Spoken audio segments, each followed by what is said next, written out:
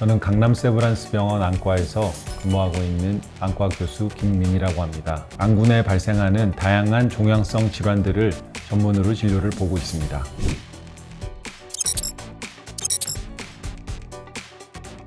백내장은 이미 어느 정도 수술적 치료로 많이 정복이 되었다고 판단하고 있기 때문에 녹내장을 완치할 수 있으면 좋지 않을까라고 생각합니다. 사실 녹내장과 백내장은 이름은 참 비슷한 질환이기는 한데요. 완전히 두 가지 다른 질환이라고 보시면 될 것 같습니다. 백내장은 평균 수명도 길어지고 고령화 사회에 접하면서 누구에게나 발생할 수 있는 질환이고, 현재로서는 백내장은 수술적인 치료로 완치가 가능한 질환입니다. 반면에 녹내장 같은 경우는 모든 사람들에게 발생하는 것은 아니고요. 위험인자를 가지고 있는 사람들에서 발생하는 질환이고, 많은 경우에 있어서 약물 치료를 통해서 그 진행을 억제하는 데 초점을 맞추고 있습니다. 물론 이제 필요한 경우에는 수술적인 치료를 요하기도 하고요. 이 녹내장은 결국 평생 관리를 해 나가면서 치료를 해야 되는 질환이고 계속 진행할 수 있기 때문에 더 그런 것 같습니다.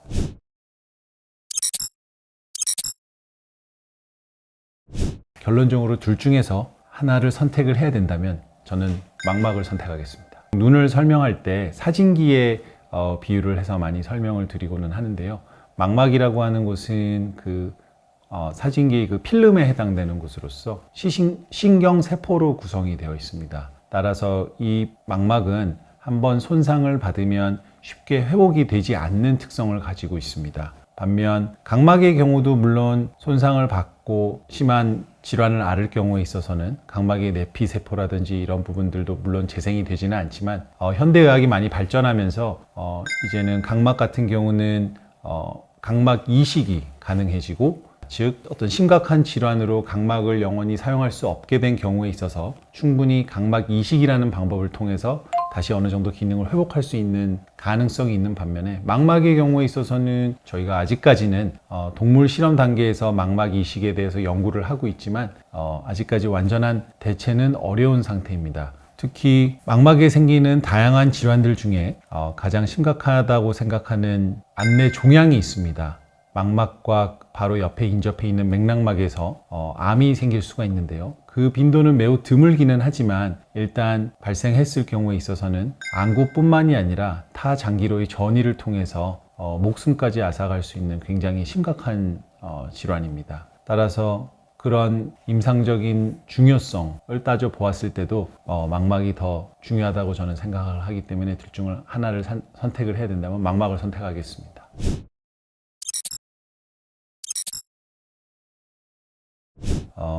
둘 중 하나를 제가 선택을 해야 된다면 시력 교정술을 선택하겠습니다. 물론 지금 이 시점에서 저는 안경을 착용하고 있고 시력 교정을 받지 않은 상태이지만, 지금까지 하지 않았다고 해서 제가 앞으로도 하지 않을 거라는 것을 의미하지는 않습니다. 그래서 만약 지금 이 순간엔 저한테 둘 중 하나를 선택하라 그러면 저는 이제 시력 교정을 선택할 텐데, 그 이유는 일단 시력 교정 기술들이 많이 발전을 했고, 한 번의 시력 교정을 통해서 평생 안경 없이 다양한 활동들을 하면서 충분히 안경을 통해서 교정해서 볼 수 있는 시력만큼을 볼 수 있고, 또한 발생할 수 있는 합병증이 있기는 하지만 그 확률이 매우 낮기 때문에 현재 선택을 해야 된다면 시력 교정술을 선택을 할 것 같습니다. 앞으로도 하실 계획이 있으신가요? 네, 앞으로도 만약 제 눈이 노화가 조금 더 진행하거나 그래서 백내장이 생긴다거나 할 때 백내장 수술을 하면서 시력 교정을 같이 하는 것을 저는 고려해 볼 것 같습니다.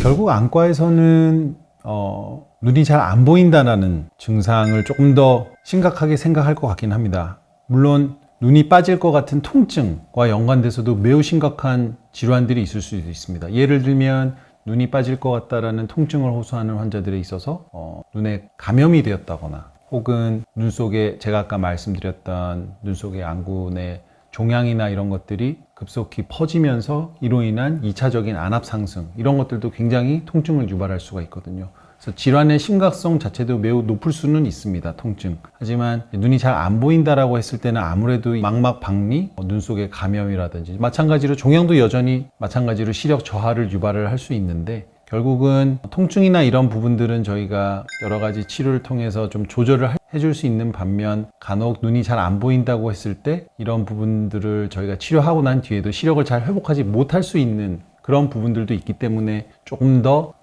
환자들이 증상을 말할 때 안 보인다라고 하게 되면 조금 더 긴장을 하게 되는 것 같습니다. 안종양은 그럼 시력 관련해서는 기능적인 저하는 눈 속에 생기는 종양은 발생하는 위치에 따라서 다양한 형태의 증상을 유발을 할 수가 있습니다. 예를 들면 종양의 크기가 작더라도 시력의 중요한 역할을 담당하는 망막의 중심부에 생기는 경우에 있어서는 바로 시력 저하를 유발을 해서 병원에 오는 환자분들을 종종 보고는 합니다. 이런 경우는 시력 저하는 발생은 했지만 상대적으로 크기가 작기 때문에 오히려 조기에 발견해서 조기에 더 잘 치료가 되고 있습니다. 반면 중심부가 아니라 주변부에 생기는 종양 같은 경우는 커져서 진행하기 전까지는 증상을 유발하지 않는 경우들이 있습니다. 그래서 이런 환자분들 같은 경우는 증상이 생겨서 병원에 내원했을 때 눈 크기 절반 이상을 차지하는 정도로 많이 진행을 해서 오는 경우들도 있기 때문에 이런 경우는 환자분 본인도 많이 놀라시고 아무래도 더 큰 치료가 필요하기 때문에 걱정을 더 많이 하게 되는 것 같습니다.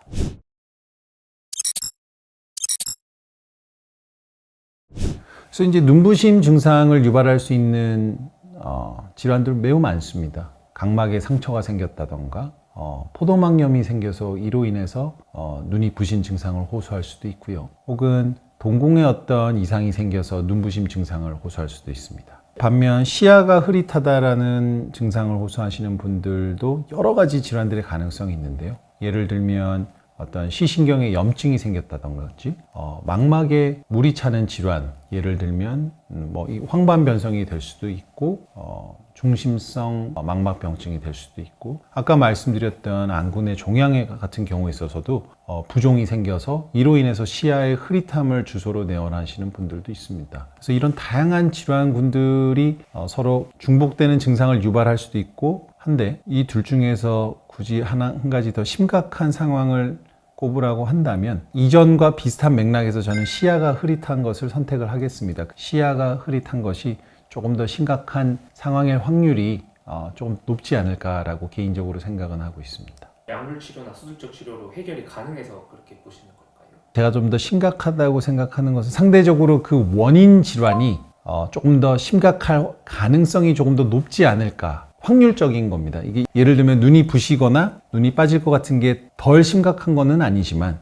확률적으로 이런 시야가 흐리거나 급격한 시력 저하를 유발하는 질환들 자체가 큰 치료를 요하고 상대적으로 회복이 좀 덜 될 수 있는 그런 원인 질환일 확률이 조금 더 높다라고 생각을 하기 때문입니다.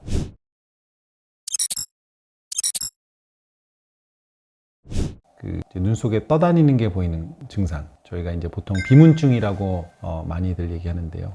간혹 눈 속에 벌레가 날아다닌다, 지렁이가 기어다닌다 이런 식으로 다양하게 표현을 하시는 것 같습니다.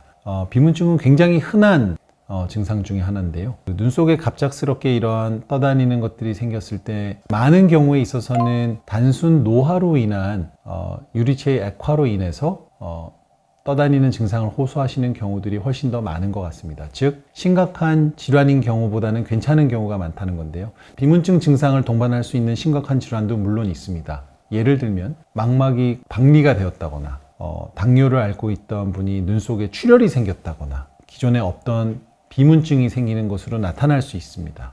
그래서 비문증이 있을 때는 일단은 안과 전문의의 진료를 보는 것이 이제 중요하다고 저는 보통 환자분들한테 말씀을 드리고 있습니다. 반면 시야가 왜곡돼 보인다거나 중심부가 찌그러져 보이는 이런 증상들을 호소하시는 흔한 질환들 중에 하나는 노인성 황반변성 혹은 근시성 황반변성처럼 망막의 중심부인 황반부에 갑작스럽게 부종이 생기거나 붓거나 혹은 출혈이 생긴다거나 하는 질환들, 이 경우도 마찬가지로 조기에 진단을 해서 치료를 하지 않으면 시력을 잘 회복하기가 어려울 수가 있습니다. 따라서 이 두 증상들 중에서 어느 것이 더 심각하냐라고 물어보신다면 두 가지 증상 모두 굉장히 심각한 질환들의 가능성은 다 가지고 있습니다. 따라서 저는 이 경우에 황금 밸런스를 사용하겠습니다. 따라서 이 두 가지 증상의 경우는 모두 다 급히 진료를 일단 받아봐야 되는 상황이라고 생각합니다.